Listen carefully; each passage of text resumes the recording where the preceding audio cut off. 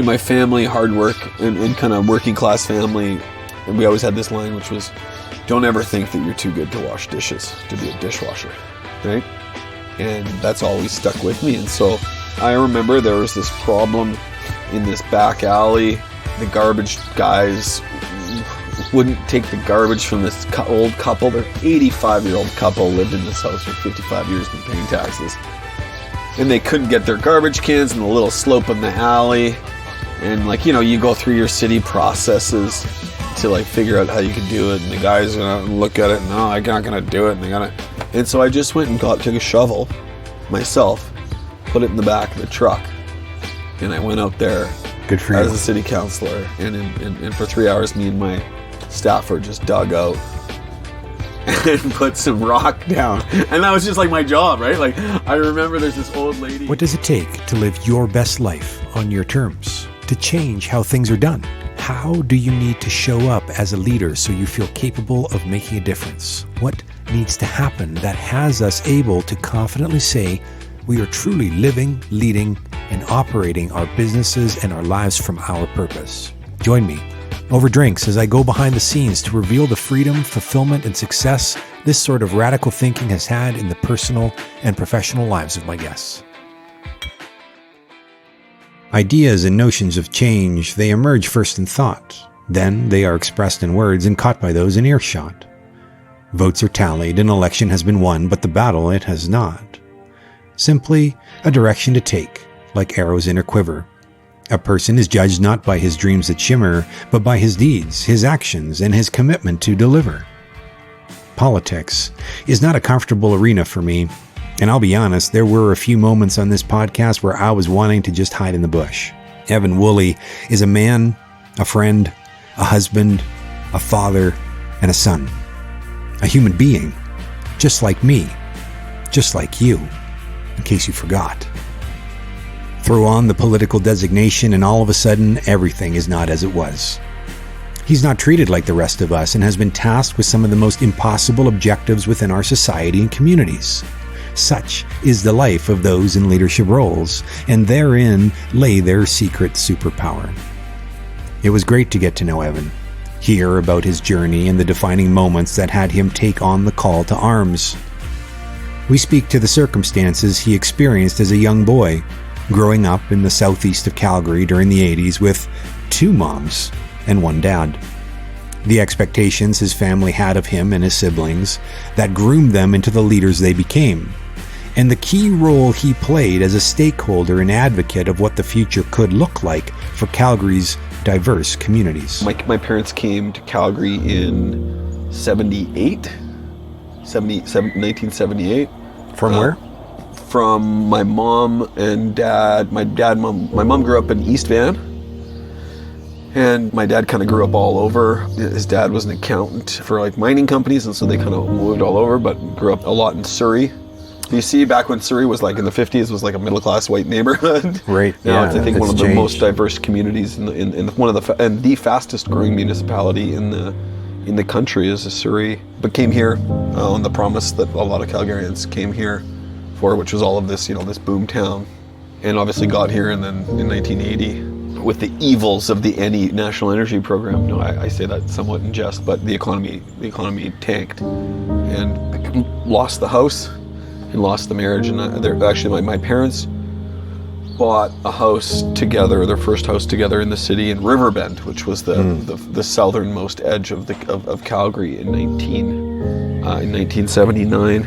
It was their third house built in Riverbend. And there's a picture of me sitting on this like stack of shingles in this middle of this construction site of the house that they built, and yeah, so that's kind of where my family started. It was like Ogden, Riverbend in 1980. Although I was born at the Holy Cross Hospital, which was obviously the hospital that serviced the south side of the city. Yeah, and is actually in the neighborhoods that I now represent. So, yeah.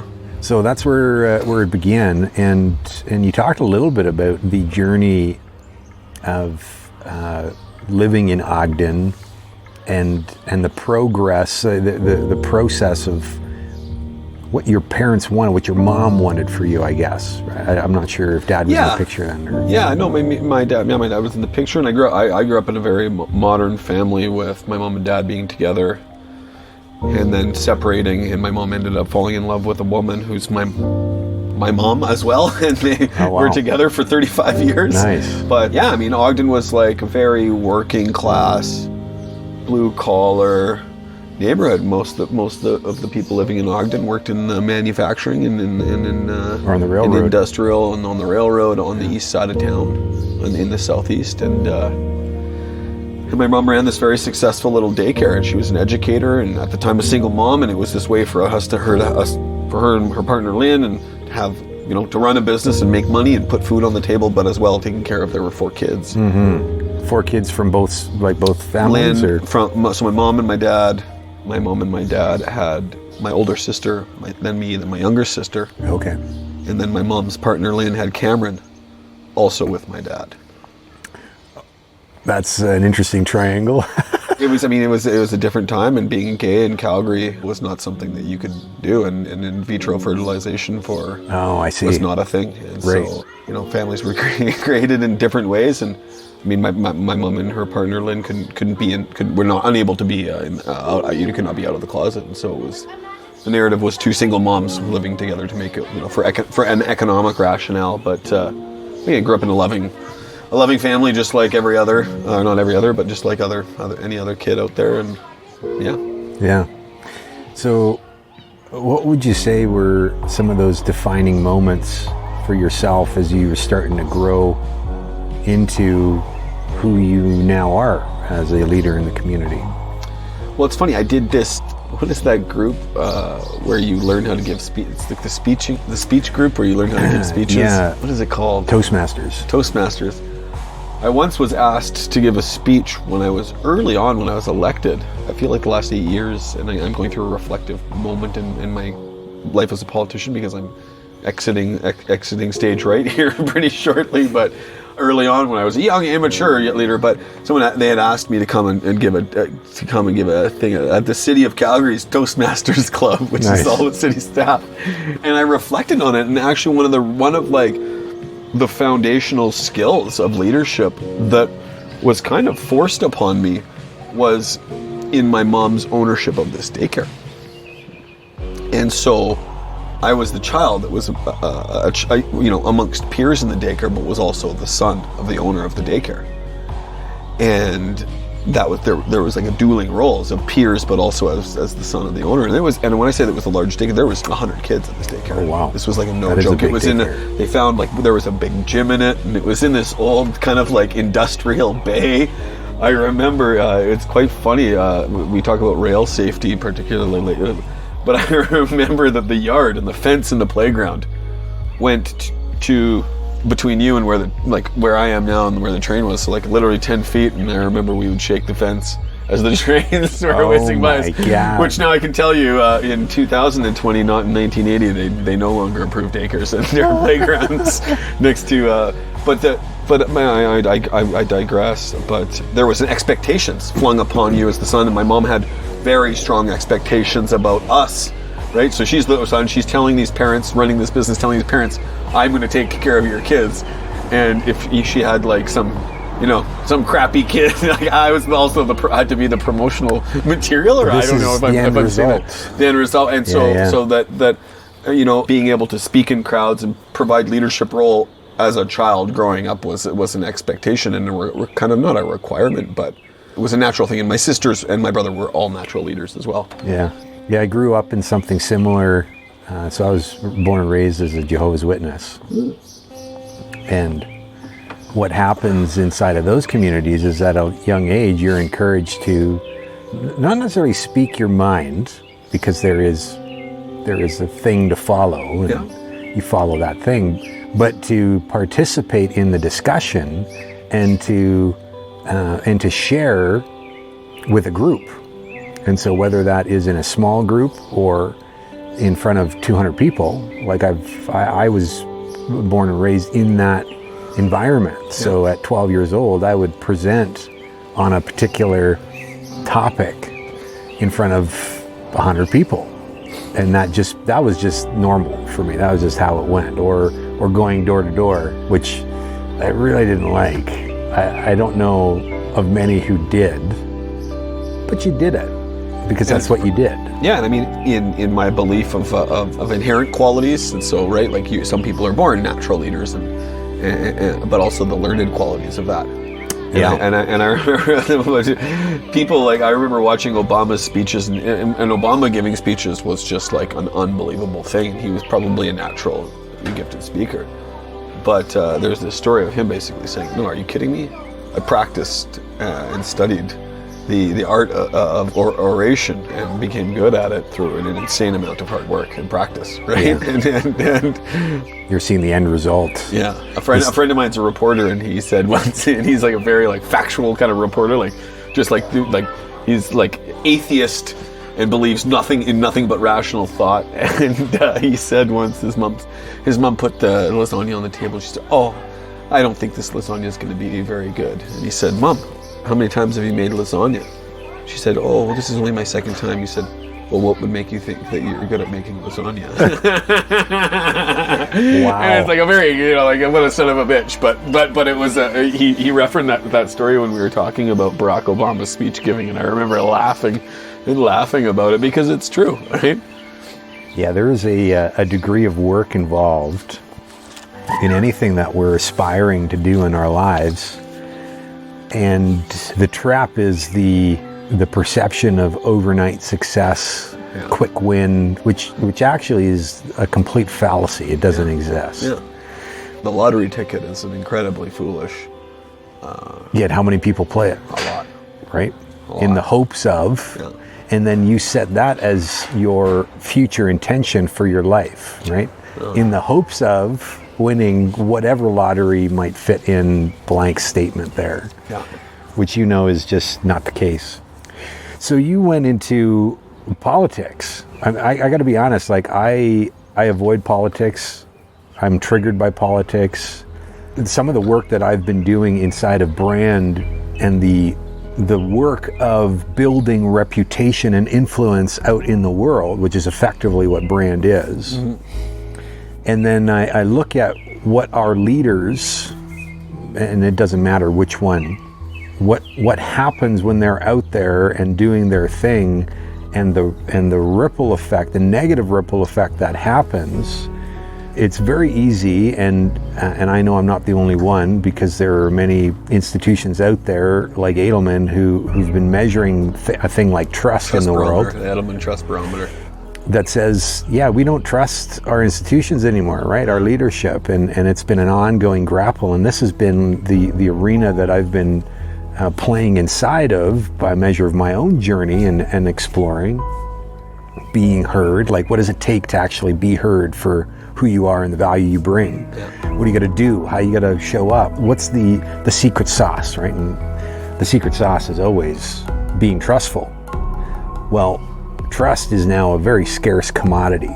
And you look in politics, it's even, I would say there's a negative balance of trust, right? So it is it's not an easy arena to go into and be the gladiator for a positive impact in the world. What happened? Like, why did you decide to take that? It's one of those unfortunate things in that relationship of trust between politicians and the public is something that ebbs and flows, and it's in a downward ebb for a number of reasons, particularly big generational transition that we're seeing, massively shifting economies. The world is moving very, very fast, and big organizations like government are actually built to go slow and be cautious. And there's a big disconnect that's happened from that. You know, it's funny, the distrusting politicians is an interesting one, and I think broadly people have this cynical view, and I mean, I'm not just like, no, I'm going to be like the classic arrogant politician, but I'm quite popular in the wards that I represent. And I won the last election with an overwhelming majority. And I think a part of that is something that I've worked hard at, which is being of and from the neighborhood, right? Well, I don't represent Ogden because I moved into this inner city, and I've lived here for over 25 years. I am of the neighborhood, and I think there's this disconnect between the constituencies, the immediate constituencies, and the politician, right? And I think it's that you're not from here, There's nothing to relate to. There's nothing. It's an unrelated thing, and I think one of the reasons why I've been successful, and again, in my job, even at the beginning, you have to become quite comfortable with like 1 in 3 people disliking you, and that's like a pretty clear thing, right? Like I represent 95,000 people. There's no way in the diversity of the people that I represent that everybody's going to like you, and so but it's still a weird thing. Imagine in your world, right? Like that 1 in 3 people that you hung out with disliked you quite a bit. Oh man, it'd be a hard pill to swallow. For sure. But that I've worked really hard. There's two pieces that I think are important.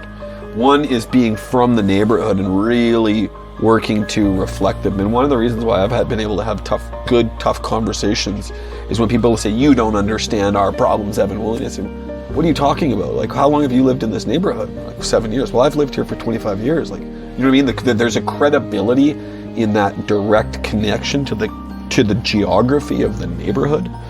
And it's a different thing. It's something actually that in most politics you're disassociated because of political parties. One of the really wonderful things about me is my brand is just me. Mm-hmm. It's me, Evan Woolley, an individual. There's no baggage of the party. You know, my policies are my ideas. My ideas are coming out of my neighborhoods, and it's just a much tighter connection. And if you look at overall citizen satisfaction surveys of individual councillors in the neighborhoods, the numbers are actually not that bad. And so the Edelman Trust Barometer is kind of like this, like large. Yeah. The other piece that I think is really important is an authenticity, and like that idea, and it actually has to do with brand, which is your field, which is people, particularly millennials, are consuming immense amounts of information, and they're very smart. Right? The voter is very smart. I always think of like that idea of the dude on the back of the CP rail train being like, I will, with the broom, being like, I will sweep this government clean. And like that kind of shit is just kitschy and it doesn't work, and politicians still do it. Yeah. And there's this really disconnected, and particularly millennials who are now the largest voting bloc. We just recently, millennials outnumbered baby boomers in the history of Western democracies, and that's a huge thing, that millennials can smell bullshit way more than our parents did, and that's a big factor, I think, in that disconnect. Yeah, we were groomed. Well, I shouldn't say we, because I'm not a boomer, but our parents were groomed to just accept it for what it was and what was said, to trust the system because they have your best interest, and who are you to say otherwise, right?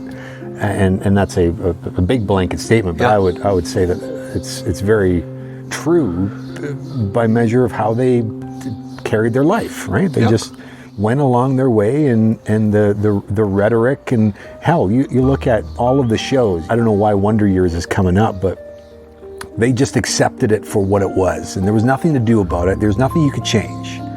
And then you come up with, I think our generation, we're a lost generation in some regards. Sorry, do you consider yourself Generation X? I think so, yeah. I've always considered myself, and you're a little bit more on X, and I'm a bit of a cusp X-millennial, and it's like 1980-ish. It's a weird thing. I identify as the first elected millennial in the city. I'm 40 now. Yeah, there is there's an interesting gap there, and it's not a hard stop either, right? There's no December 31st. No, it filters through and overlaps quite seamlessly. Yeah. But what's so great about our generation is the audacity to challenge what was always said as absolute, right? Yeah. To say no when it was always a yes. I remember having this dinner, and so the reason for that is just access to information. Absolutely. And I remember it was like 20 years ago, I was having dinner with this really awesome older guy, Roger Haynes, a friend of mine's dad, and he's just this like wicked dude. But he was stating facts at the table with a bunch of us with our Apple phones, like right sitting on the table. And he was just like, we'd had like a number of bottles of wine at dinner, and he was kind of like pontificating these things. And I think we're like, no, that's actually not true. And he'd be like, well, of course it is. And here's why. And we're like, no, hold on one sec. No, that's not true, dude. It's right here on Wikipedia. And he's like, and I remember he was exacerbated at the end of the evening and got like quite mad. to be like, fuck you and all of your fucking information. And he kind of had this bit of this like, who are you to tell me the truth? The truth. And it's like, and it's like that access, just like sheer amounts of information that's accessible to us is made us worse. I mean, I don't want to say like, having a phone doesn't make you smarter, but you do with the information. But you have the information. Yeah, and when you need literally at your fingertips. Absolutely, it is a power, right? And I don't know if you're a superhero fan, but huge. With great power comes great responsibility. Huge. I use that line all the time. He was a smart man, even if he wasn't real. You know, like it's very true, and I think that's the thing that we all see. When I say we, it's this next generation that we all see is just not being honored. Yeah. And it's very obvious when it's not being honored because it's so polarized now between how you should carry yourself in being responsible and accountable for your actions versus just reacting and doing something in the moment because I can, or because I said so, or whatever outdated, antiquated justification it was, right?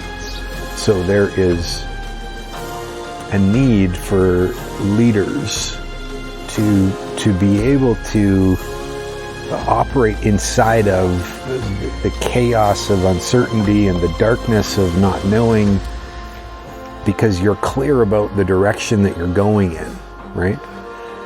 That vision of the future to be able to bring people with. What would you say about to that? What would you talk about? Yeah, I think, one of the reasons why I'm exiting politics is because I think the skills that I have right now, and again, there's a selfish part of like, I'm old, right? Like there's this like piece of like, well, I'm, right? Found myself, and again, I'm like optimistic to the point of naivety. That's a good place to be though. In my worldview, and I found myself being cynical and jaded in this political environment that we're in, and God knows the Americans just had to deal with and are continuing to deal with forces that are seeking to completely destruct the country and completely tear down their political system, their democratic system. But even in Alberta here, and there's different leaders are meant, right? There's natural, like there's trained natural leaders, people in leader, right? Just because I've got the job of city councillor, I'm automatically a community leader. Yeah, by default. By default. Yeah. I think that I have some leadership skills that have allowed me to do my job much better than others. Right? Sean Chu is a city councillor, and he's in a position of leadership, but he is not a leader. In fact, he's a small, what I believe to be an incredibly small, petty man.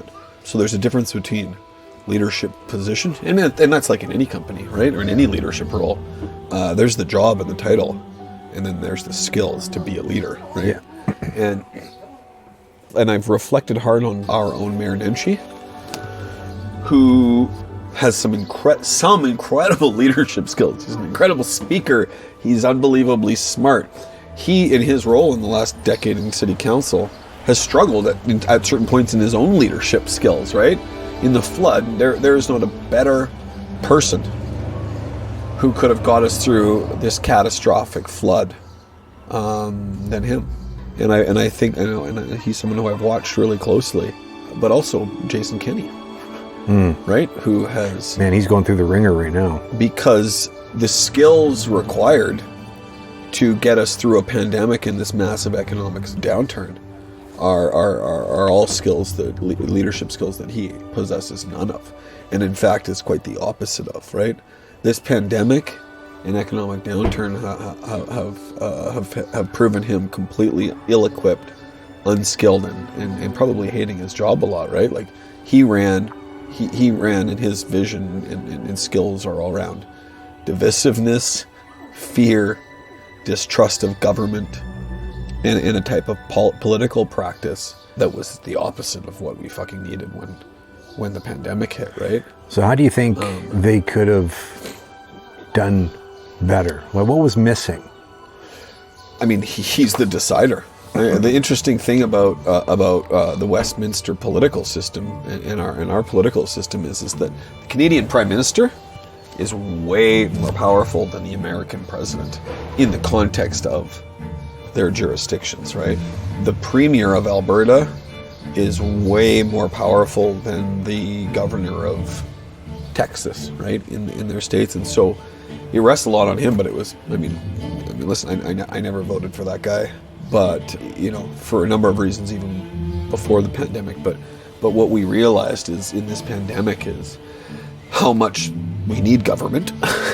Literally, the economies would have collapsed if it weren't for the government. All right, and he had a practice of the government. Less government is better government, you know. And it was like, well, actually, that's entirely untrue today. Without the government pumping billions of dollars into our economy, right?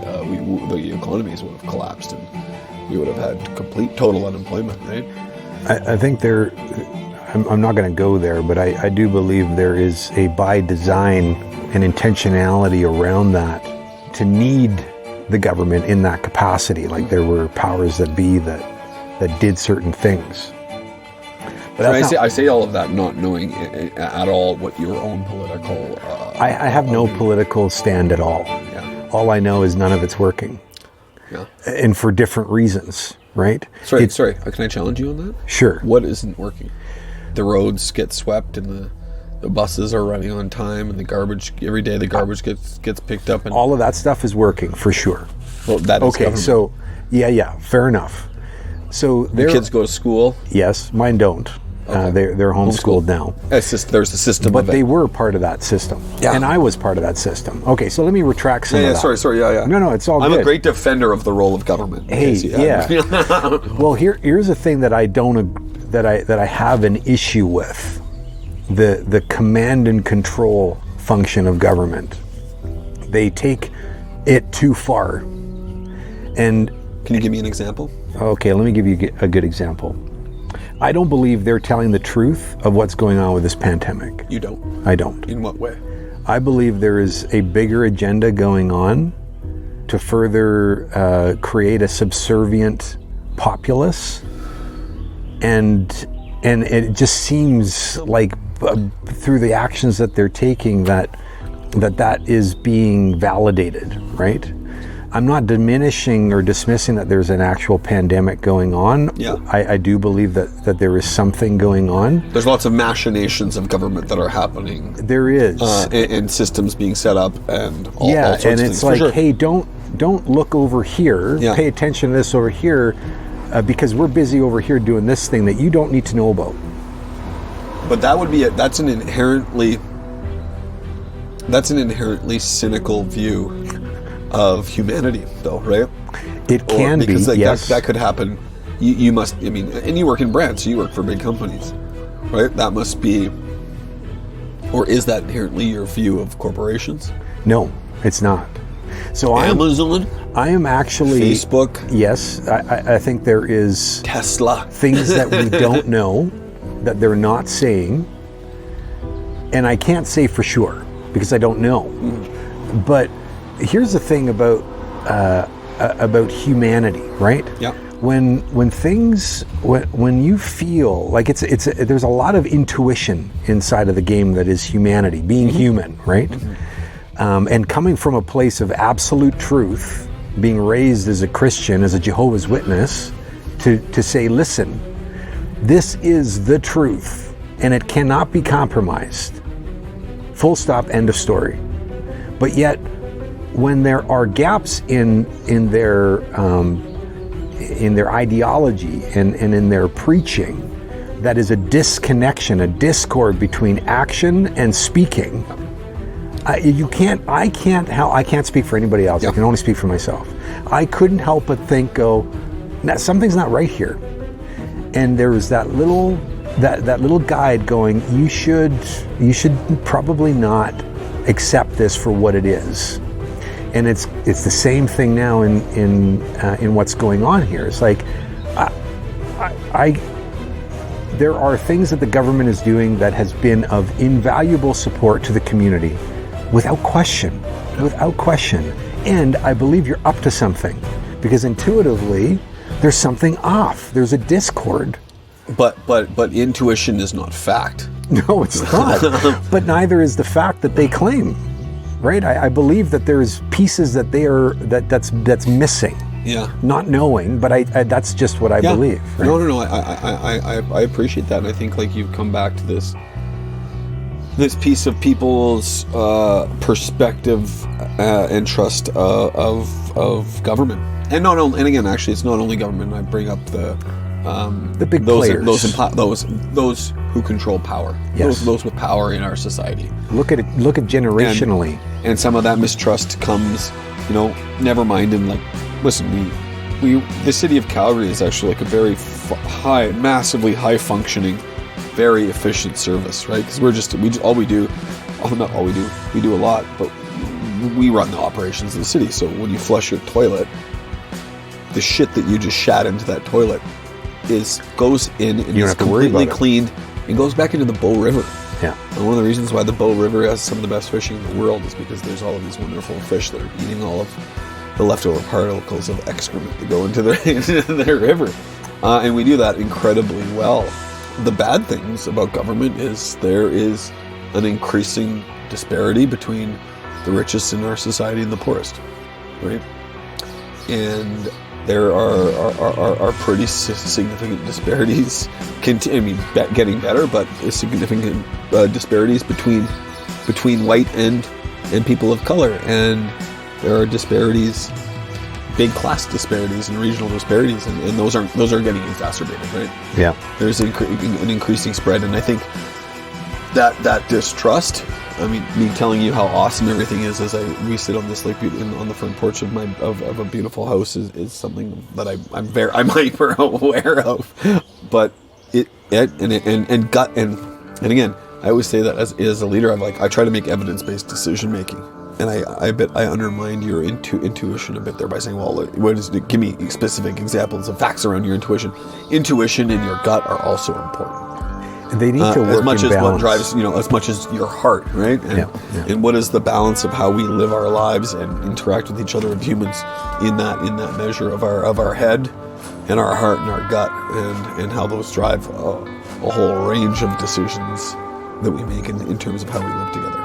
Well, and there's an extreme that we can tend to get caught up in, to ignore one or the other, right? We go full intellectual, give me the facts. I'm not interested unless you give me the facts. Not ignoring that intuitive play that's there, right? It's got to be both. I like that language. It ain't right. It just ain't right. I know it. I just know it. Right. And they're like, well, how do you know it? I just know it. Now, there's a certain amount of respect that comes with that. And you got to be willing to be okay with being challenged by it, and be willing to listen. So here's a great thing to talk about: the act of listening. There is a direction that conversation could have gone, right? Because I shut down my listening. I'm not saying I did. How am I going to fuck this guy up? Not even. For me, it would have been like, okay, I'm not even entertaining this conversation. Yeah. Fuck this shit. I'm not even going there. In which case, I'm not listening anymore, right? And now you said your piece, but I didn't hear it. So it's a moot point. Did you not? You weren't listening at all? No. Oh, I'm not saying I wasn't. I could have. But this is my point. Yeah. The opportunity is to be able to hear what's being said, not for what it's being claimed as like absolute truth, which we tend to go, right, as human beings, is like, this is how it's done, which is not true. It's what you believe should be and how it needs to be carried out, but that's not the truth of it. Yeah. It's too complicated to be so black and white. And as leaders, we need strong listeners as leaders. Yep. What do you have to say about that? Yeah, I mean, listen, and especially as I get older, you have to work really hard to put yourself in other people's shoes. You do.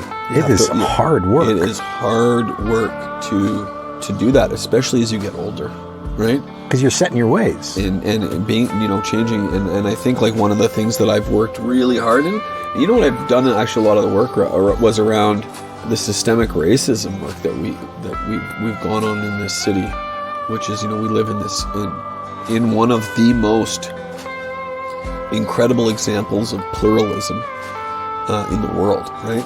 That all of these different people from all over the world are living together. It's pretty incredible. Yeah. At the same time, we have unbelievably deep systemic racism that sits within our community with our indigenous citizens and with black, particularly black, but also persons of color in our community who have unbelievably different experiences living in our city. And I have worked super, super hard as someone white, male, and of incredible privilege to really put myself into their shoes to understand them. And one of the problems that we've had even on the city council is that people are unwilling to do that. Because you know why? Because it's really uncomfortable. Totally. What are you going to do about that? It's really uncomfortable. And in order to put yourself in other people's shoes, you generally, in anything, never mind just that, but in anything, you have to put yourself into positions of discomfort, and humans are biologically built not to do that, right? And the other thing that I really try to do, which is, as that conversation was going that way, right? Like we both could have shut down and just changed the subject, and I had this inkling that I didn't like what you. But I also work hard to just validate people's concerns in a conversation, and it's obviously completely disarming. And then as you validate someone else's concerns, you actually automatically, by validating them, soften your own perspective on where they might be coming from. And as a leader, that's taken a lot of practice. I've had to practice that.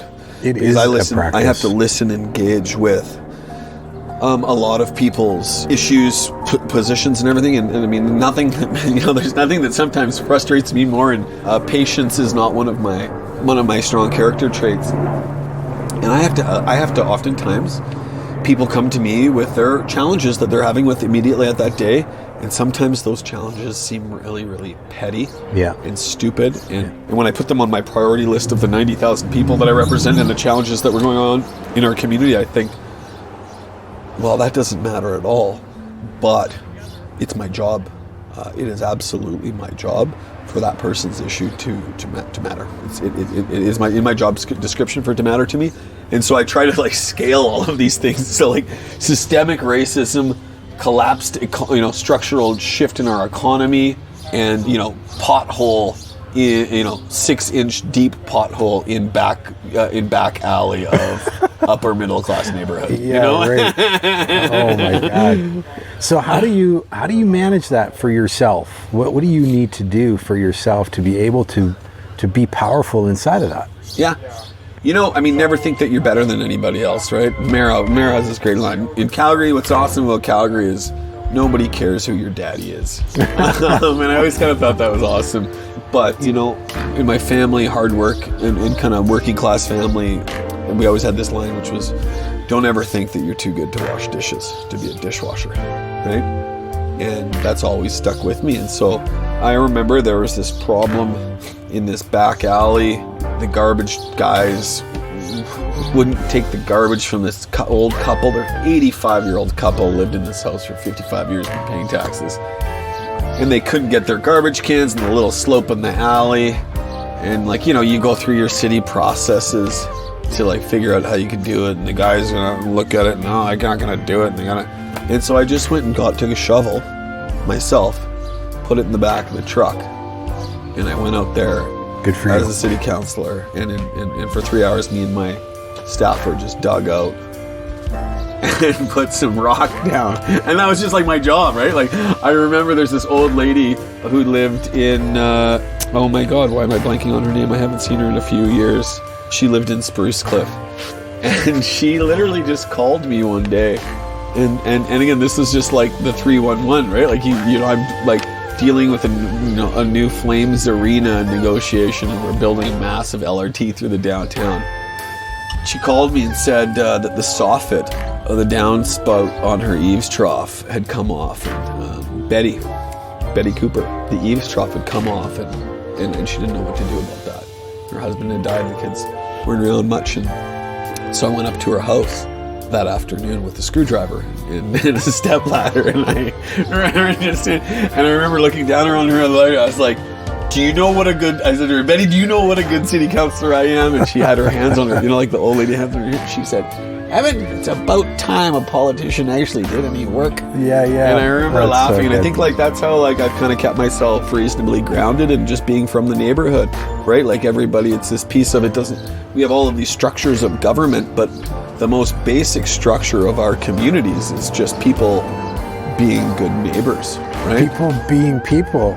People just living together. You got the guys will call you, and I said to this guy, frustrated one day, and these are very minimalist problems, but it's about these relations where the street sweepers, his neighbor had left his car out, and the street sweeper went around him, so it's just one stall. And I was and this is the opposite. I could have gone out and I could have gone like Betty Cooper's and gone and sweep the street, but I was mad. I was like, "Are you an and I said, "Are you an able-bodied man?" And he said, "Yes." I said, "Do you have a push broom in your garage?" He said, "Yes." I said, "Daryl, go and fucking sweep it up. Do you know how much money it would cost me and to get the street sweeper to drive and clean up some gravel and leaves from the front of your house? It would cost. It's ridiculous, right? Next year, go call your neighbor and you see his car out the front. Go tell him to move his fucking car. And there's also that expectation of government. It's well, I pay taxes, and it's you don't pay nearly. Your tax. The value that you're getting those taxes you pay doesn't cover the one shot for the 1 year that the guy comes by and misses cleaning the little bit of gravel. Go and clean off the gravel, right? Yeah. So you point to something really interesting. We have a tendency to just go, well, if only you would do your job, it would work. When in reality, you've got the fingers pointing back at you going, well, what could you do about it? It's the John F. Kennedy, right? Don't ask what your country can do for you, but what you can for your country. And it's that piece of public service, right? One of the pieces, and I've given my public service, and I never really believed in politicians being politicians forever, and it's tiring, and you make $0. I had this one guy call me and say, you're screwing us, and your salary is this, and you should be working this, and in my first term, and I'm probably working a little less now, but in my first term, hey guys, in my first term, I was pounding out 70 to 80 hours a week. And I remember this guy saying this to me, and so I literally went and did a and I'd never done this before, and I went and calculated all my hours for the month, and then I divvied out my salary, and I was making $9 an hour. Holy shit. As a city councillor. And listen, there's city councillors I know who are working 15 hours a week, and the value of the public service, and again, I'm a believer in government. I'm actually a believer in the vast majority of politics. The vast, the large majority of members of council right now, they get along, right, work really hard. I'm the chair of the City of Calgary's audit committee. I always say there's no vote. You don't get no votes by chairing the audit committee. We're running a $4 billion company. The hard work right, and the different perspectives, Peter DeMong is a city councillor. Him and I could not be further apart on the political spectrum. But we work super hard every day to keep the lights on. He's a hard worker. He does his job. He chairs committees. He advocates. You know what I mean? We've shared an office wall for all these years, and again, could not be right. Peter DeMong and I, we always go outside of politics. Outside of we would never hang out. Right. And you and I, speaking of shutting down the conversations, which we shut down. We shut down conversations all the time. You just keep going. Yeah, I know. Yeah. But the vast majority of people in leadership roles, and I mentioned Councillor Sean Chu and Councillor Joe Maglioka and very few others who I think really do a disservice to our positions of leadership. The vast majority of them are working super hard. We get along day to day, and you just do the job because they care, right? Most politicians who are in this, most of them care and are trying to do what they think is the right thing. And I believe that, and I know that from experience, right? Yeah, well, you're revealing behind the curtains, and this is the opportunity that I see, right? As someone who is unattached I might have my opinions, but I'm not attached to my opinions. Yeah. I don't have it that it's got to go a certain way, and that's the only way that it's got to go, because I know that's not how it works. Yeah. There are many who are attached to their opinions and how it's got to go, but don't understand what's actually happening out in the world. Yeah. And so when I hear about the work being done, like the game being played on the court versus in the stands. Yeah.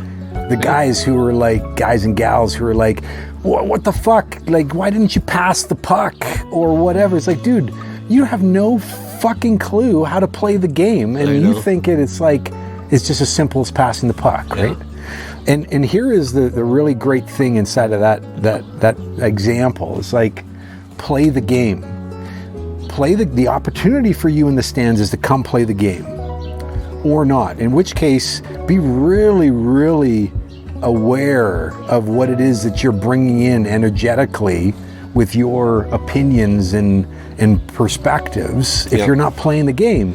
And the same thing on those playing the game, let people know what it takes to play the game. Well, you bring up a really good point, and actually you're in the brand exercise. And in my first campaign, and in most political campaigns, when we developed my brand, and so in my first election, we spent $80,000. And my campaign team, and I brought in a pretty good crew of guys, young guys and girls, but it's a math equation, right? Winning elections, and generally the marketing and communications is left with like communicators with poli-sci, political science degrees. And they actually don't do brand. And so I hired a friend of mine who runs a little brand company. He did all of our branding, and I'm super proud of it. And I think it went a long way to us winning. But even as government and in government, my frustrations with government and political communications and brand and media relations, it is very bad. And we joke, we don't joke, but we say, we had a former city manager said to us, listen, I'm not going to get us the top-notch director of our communications department, and I'll tell you why. Because you guys aren't giving me enough money. So the director of communications at the city of Calgary makes maybe $1.80, and I'm kind of guessing, but I'm probably not very far off. Like $1.80, maybe $200, to oversee a 200-person communications and marketing and brand department. Do you want me to? I'm sure you know, or you could probably guess what that role would pay in the private sector. Not nearly that much. Not nearly that much. The city manager at the city of Calgary, and I think their salary is public, runs the second largest company in the city, and he's unbelievably talented. Just that rank gets there, but he makes $350,000 a year. Holy shit. Do you know, there's a quote of a number of years ago, before I was elected, from Rick George, who ran Suncor Energy. And I think it took home $20 million a year or something like that. I think the CEO of CP, which runs a much smaller company in terms of, maybe not CP, maybe around that. I actually don't know what CP's number, but he's making $25 million a year, right? The city manager of the city of Calgary has 15,000 reports. He's making $350 a year. And so the public service, and not to say that our whole senior management team, I'm not like please don't post this broadly on the internet, whatever you do. I promise. I'm kidding. But you got to pay to play, right? Like we always tell, it's so funny, like conservatives, like, you got to act more like a business. And by the way, we're not giving, by the way, your salaries are on your senior management. You don't have any money to do that. And our senior management team work like dogs, but we don't. I digressed a lot there. We do a very poor job at the city of Calgary of effectively not only communicating but selling, and it's not in that selling, pitching, evil way, but participating in how people consume energy, which is a marketing and brand exercise. And we do a horrible job of that, and we run old school media relations, and we don't do a good enough job. And that's why people like you, just your narrative on playing the game is an important one, and we on that end of things we do a very poor job. The slow-moving beast of politics and government plays a critical role in society. And each of us has a responsibility to improve on how things go, not just for us and for our immediate people, but for everyone to the best of our abilities. Everyone has something to say about how something could be better. It's also not a black and white conversation, so how are we embracing the gray areas? There is no peace without a passion to create. There is no passion without peace to guide. Knowledge fades without the strength to act. Power blinds without the serenity to see. So, what are you standing for? And will you go all in? Or will you just assume your role as a spectator yelling from the stands of the game of life? Because those playing the game are not paying attention to the spectators, only the other players.